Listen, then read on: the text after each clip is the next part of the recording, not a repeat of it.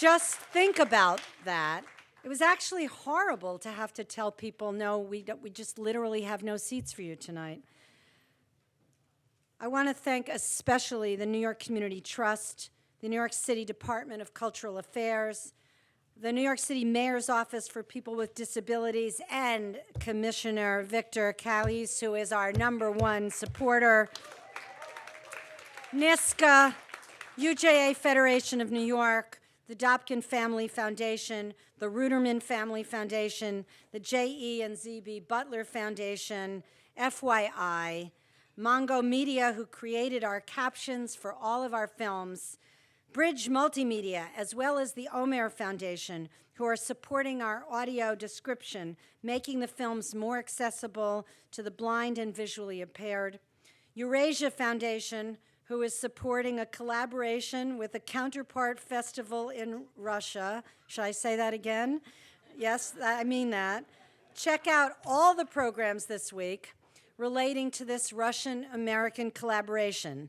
We can make all the jokes at this time about collaborations between Russia and the United States, but the truth is disabilities have no borders, and this is a universal moment.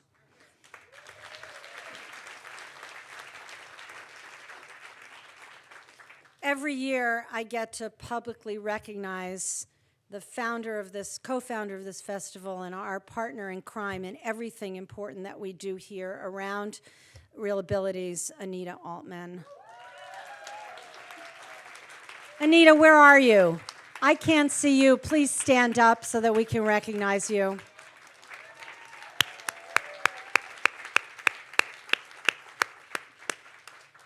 Jordana and David Manzano, Jordana was the chair of this event for the last 2 years, and although she is not chairing the event this year, that did not stop her from getting up on a chair at a party at her home and making sure that everybody in the room knew about ReelAbilities and will support it. To know Jordana, to be Jordana's friend on Facebook is to never be alone.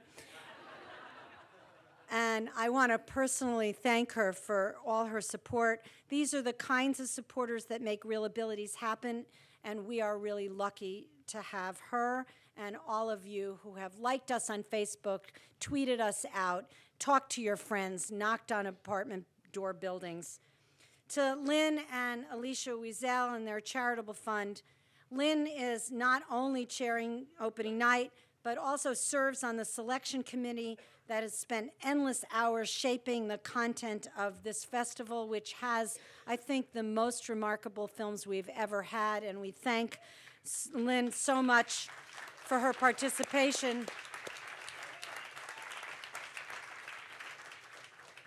Michelle and Jeff Faig, other co-chairs. Michelle is one of the latest members of the ReelAbilities team, has knocked on every door in her building, I think, possibly the entire city, garnering support for this festival. It's this kind of passion that makes this work so meaningful to all of us here and makes this festival so successful, not only here, but around the country. It's an extraordinary network. And last but not least, our amazing staff, Yitzi, Ravit, Yotam, Ya'ara. Please welcome this year's opening night chairs, Lynn Bartner-Wiesel and Michelle Faig.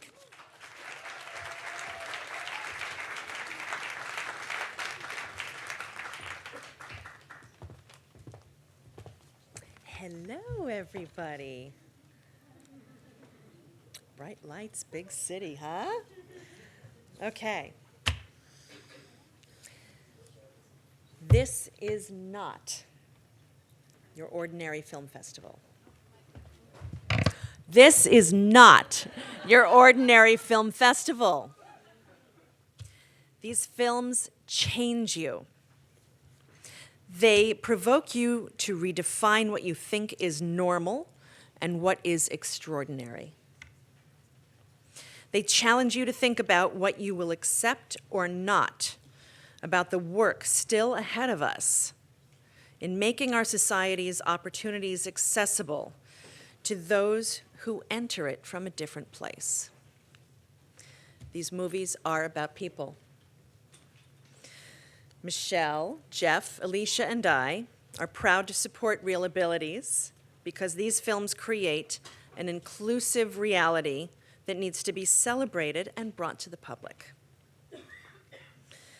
That reality exists in the stories they tell, in how the films are seen and presented. Your help makes these films more accessible. Every year we grow as a festival and become more accessible. This year, for the first time, all of our feature films include actors with disabilities. You cannot find that in any other festival. Every year we grow as a festival. Oops-a-daisy. ReelAbilities can grow with your help. Please do visit us at newyork.reelabilities.org. Click Connect, get involved, and donate. I am honored to introduce a longtime friend of ReelAbilities. You might remember him from Seinfeld as Kramer's friend, Mickey. To introduce this year's Inclusion Award, please welcome Danny Woodburn.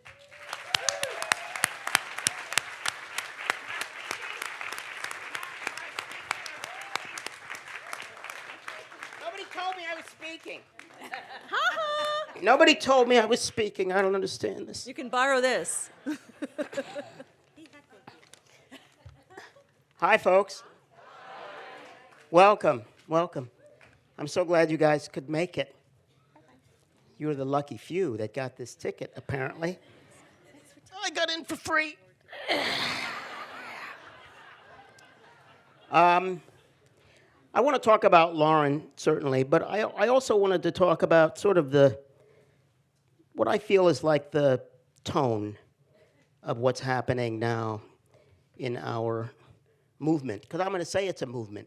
And I feel like this year, like through 2016 into this year, it's gotten bigger and bigger, and it's sort of snowballing downhill. And I feel like there's two emotions that come to mind for me. One is anger, and the other is, I don't know if it's an emotion so much as it is a feeling of vigilance. And I think these two things have to be accessible for us right now. Because when we see things happening, especially with ideas of inclusion or ideas of diversity, these things that happen without us so often, we see inclusion and diversity being discussed by the media, being discussed by very public people, being discussed by politicians.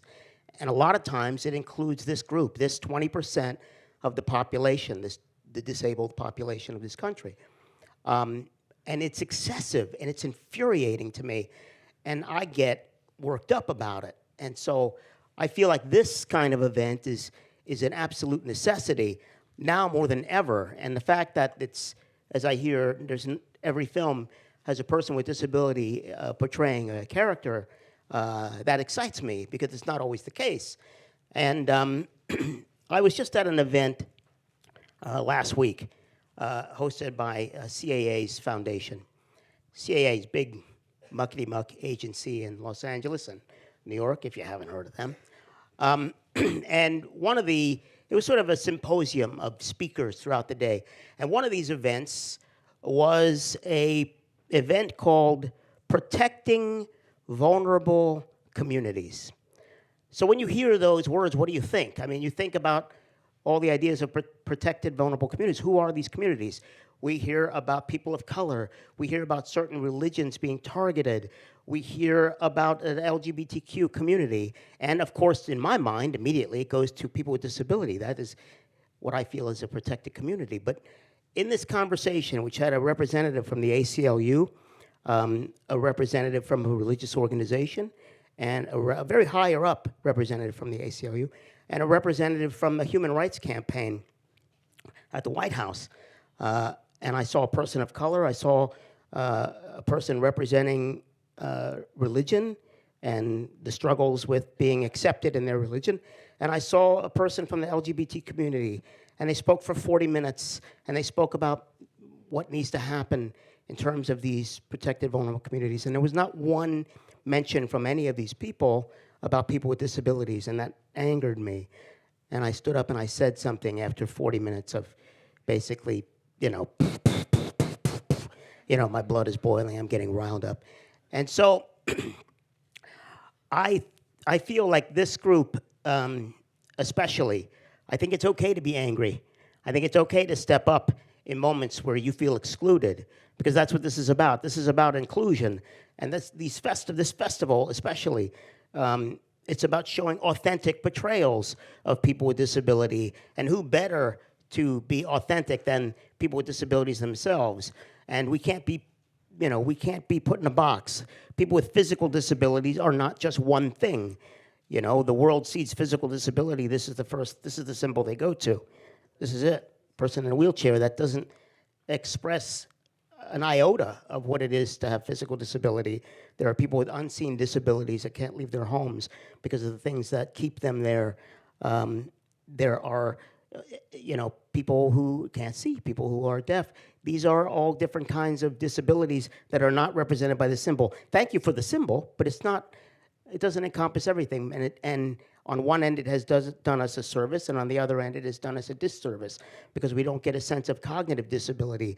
And how, even in my industry, I often get this argument about a person with cognitive disability. How are they going to memorize lines? How are they going to, and this person who's saying these things on the other end of the hiring process, this person who's saying these things is a person who has decided that anyone with cognitive disability cannot memorize lines. They cannot do this. They cannot do A, B, C, X, Y, Z.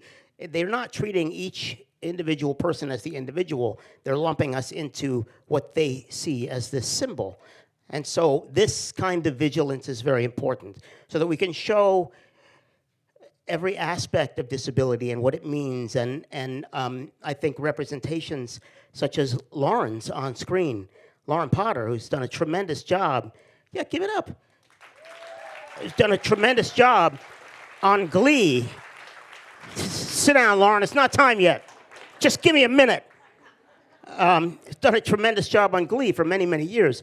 She's had a terrific run on that show, and she's very well known. And the kind of representation, she's representing a person in the world. And I think that's what this is about. This is about showing another person in the world. It's about perspectives. In my industry, we tell stories. Lauren tells her story in and amongst all those other stories. And once we are in and amongst the stories is when we have broken ground, broken the wall, the one wall that is up, right? There is that one wall that is up. And that is that acceptance into the community, that acceptance into the conversation of diversity and the conversation of inclusion. So whenever you hear yourselves not being represented in those conversations, I give you permission to be angry and to be vigilant. And if anybody gives you any gruff about it, tell them I said to do it. Let them come talk to me. I'll be happy to do some splaining. Some disability splaining. I will do it. So without dragging this on, because I could just yak forever, because I'm all about ego, and I need to stand here in front of you people and just talk. But this is about Lauren Potter tonight, who is receiving the ReelAbilities Inclusion Award for her spectacular work on that show and for her work. And I want her to continue to work. I want her to have more of these kinds of opportunities, because I want the industry to see. And one of the ways we're doing that, please check out the Ruderman Television Challenge, where we have asked our industry, the TV and film industry, to take it upon themselves to consider people with disabilities in the hiring process, in the employment process. Open the door. It needs to be opened. And it can't be opened to a set of steps.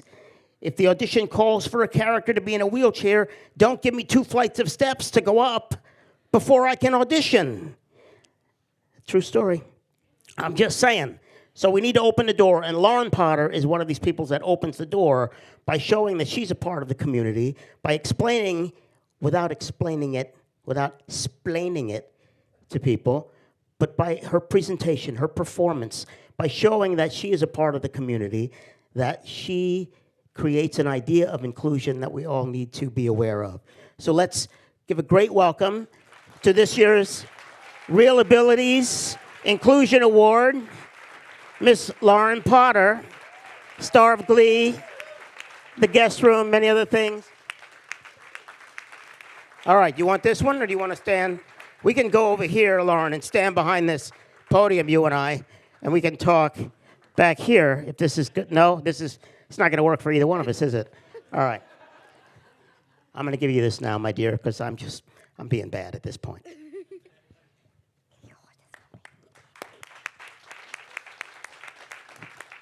Oh my gosh. I really got chills right now.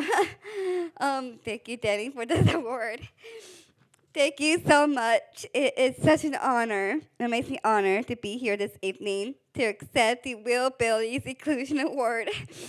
Promoting diversity on screen, especially since I am receiving it for doing something I love to do, acting, of course, but also for using the public voice that beyond Glee has given me to speak out for people in the disabled community who sometimes have no voice. When I decided that I wanted to be an actress, there were lots of people who told me that I couldn't. So I only listened to people who told me that I could. The people that knew if I worked really hard and really wanted it, I could do anything. I feel so lucky that the producers of Glee decided to create the role of Becky Jackson. And even though the show is over, I still get letters from all over the United States and the world from people who, because they love the character of Becky, are making friends with people with disabilities.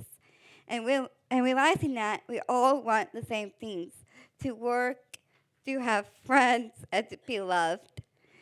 Now, I'm waiting for the next exciting role and opportunity to do this work I love. I'm hoping there are other writers, producers, and casting directors out there who aren't afraid to think outside the box. Well, the only thing that could be better is if we continue to open the doors of opportunity for other actors with disabilities, with more roles in movies and television. Not just roles for a girl with Down syndrome, but roles for a cute, smart, spunky, and of course, great actress. And oh, she also has Down syndrome. Now, I don't think it's just a big dream. I think it can happen if all of us work together. And I think there's no more important time than right now for speaking out to help make positive changes in our world, so we can all live in a world where everyone can live without having to be afraid of being judged, afraid of being bullied or cyberbullied, afraid of new things, afraid of failure,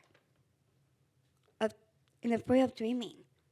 And that is also why ReelAbilities is so important for all of us. Thank you so much for giving me this award. That was beautiful. Thank you. Thank you so much. Yeah. Woo! Have to get this microphone back from Danny, or we're never going to go on the show tonight.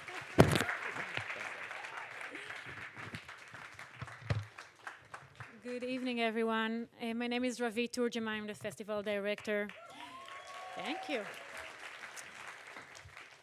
As you could have already gathered from everything that has been said here, in the next 7 days, audiences will be able to access dozens of films from 15 countries around the world in 30 venues throughout 9 New York counties. and engage in conversations and special events with over 70 speakers, filmmakers, and special guests. Mounting this largest and most accessible festival in the country takes a whole army of dedicated people who I would like to acknowledge. First off, we want to thank our amazing film selection committee. We mentioned Lynn, but of course, please. Together with Lynn, we had a remarkable, amazing film selection committee that helped us sort through over 800 submissions and narrow down a list to just over 30 of them that made the cut. The committee not only has to appreciate great cinema, but they also need to bring a diverse, or they brought a diverse perspectives on disabilities and have guided us to our best selection to date and our most inclusive lineup of films. The films in this festival will go on to over 15 cities throughout the country, throughout North America, actually, including Mexico and Canada, as part of our national program. We want to thank the filmmakers for creating and sharing their beautiful and important work with us. Many of the filmmakers are already here with us tonight, and I would love to have your help applauding them for their work.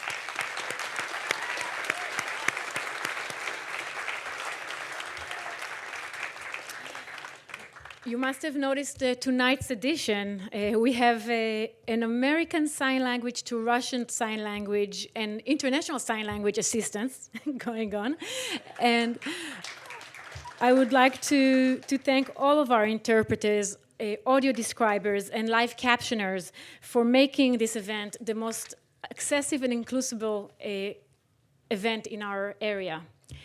We want to thank the leadership of the JCC, the board, and the exceptionally supportive staff, especially our colleagues in design and marketing, Eric, Peter, Jessica, and Sylvia, Mindy and Melissa, and Brianne in development, and our AV crew. A big thank you to the ReelAbilities Council and Advisory Committees for lending their advice and networks throughout the year. We want to thank all of our over 100 amazing partners who make up the ReelAbilities movement. Please take the time to learn more about our partners, support, and be involved with their initiatives. One of those initiatives is a beautiful opportunity to tell your story. We partner with UCAN and Adapt Lab as well, to have a competition for people to share their stories, and the selected story will be made into a movie that will be featured in next ReelAbilities in 2018.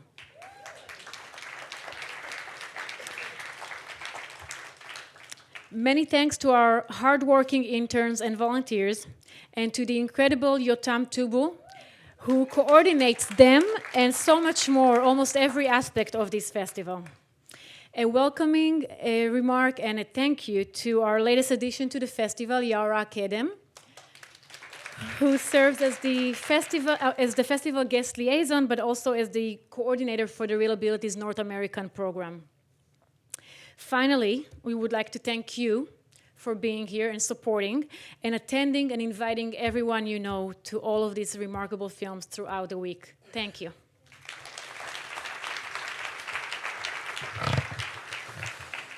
We're almost there, folks. Don't worry. Last few thank yous to my bosses, Joy Levitt and Dave Ashub, who are here with us tonight. Joy, you saw earlier, for all of their support, not only now but throughout the year.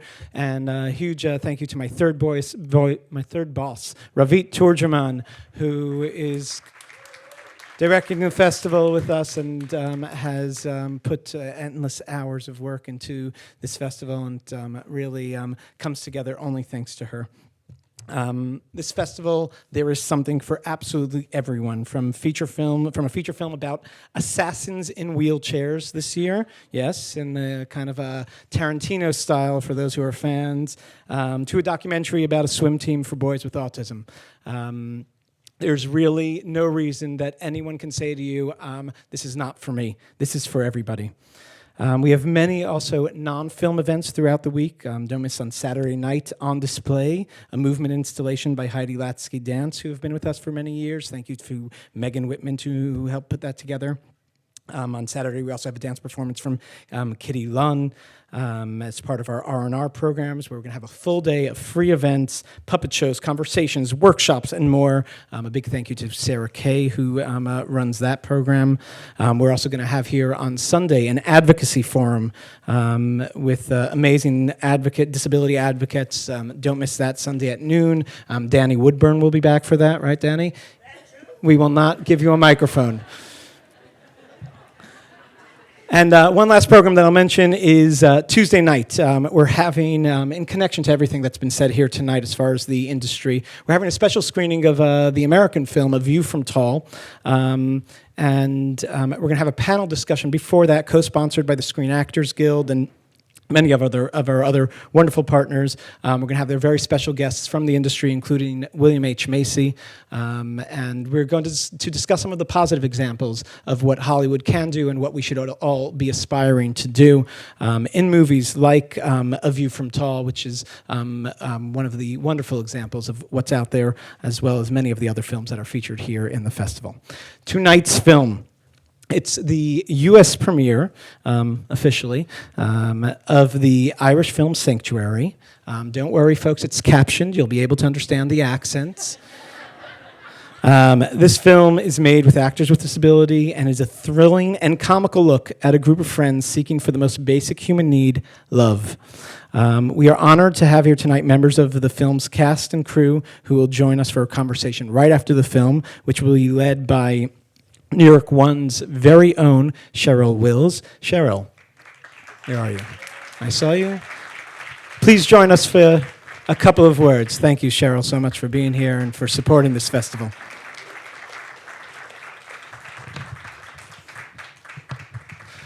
As Cheryl takes the stage, I'll also mention that it's amazing to see how many New York One fans there are out there, and Cheryl has been an amazing supporter of this festival and has covered us in the past. Thank you for being here tonight. Pleasure. Good evening, everyone. Nice to see you. I will be very quick because I'm excited to see this movie as well. I bring you greetings from what is now known as Spectrum News, New York One. I'm still bringing you Weather on the Ones just the same. I have been at New York One 25 years. Can you believe that? We're celebrating our 25th anniversary. But when Isaac called me, or emailed me, and he said, Cheryl, I need help promoting this, I said, say no more. And I guess some of you saw all weekend we were promoting this wonderful festival, and it was my honor to do it. The reason this is so important to me is because for pretty much my entire life, I have defended my brother, who you see behind me. His name is Clarence, and he was born with autism. And about 50 years ago, the entire world was confused about how to deal with children with autism. And I'm so proud that my mother is here tonight, my mother Ruth. And very quickly, they told my mother to put my brother away and throw away the key and just raise her other 4 children. And she refused to do that. And we all pitched in and helped my brother. And he's excited about this film festival, too. He has a few seconds of words for you. Clarence.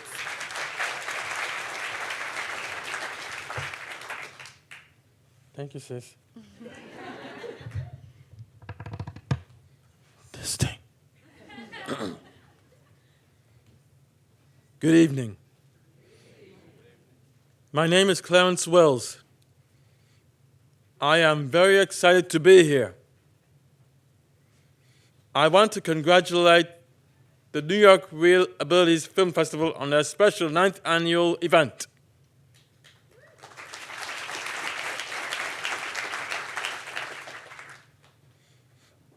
It's very important to showcase films that highlight what people with disabilities, because our stories are rarely told in the mass media. Take my story, for instance. I love drawing cartoons, and I have created hundreds of characters. And I've won many awards for my art, and I have created a special souvenir flyer just for you. See this?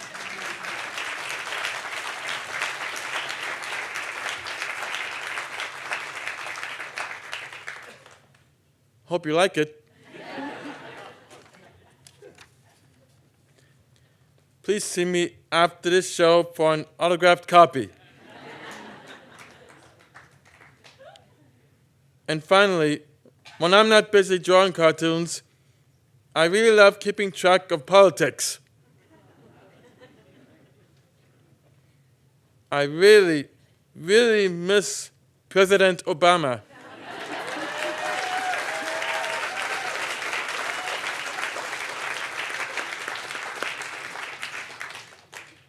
He was truly a real American hero of an idol. And we as a community need to keep a close watch on Donald Trump. If he ever messes with people with disabilities, we will band together and he will hear us roar.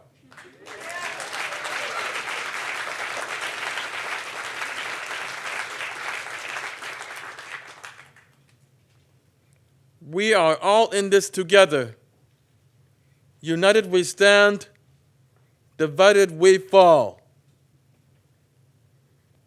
Thank you, and enjoy the film festival.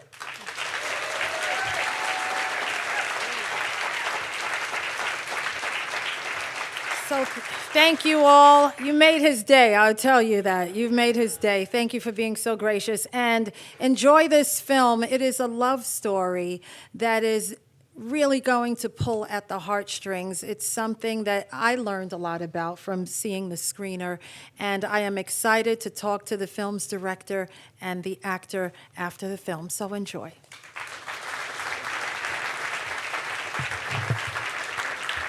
Thank you both.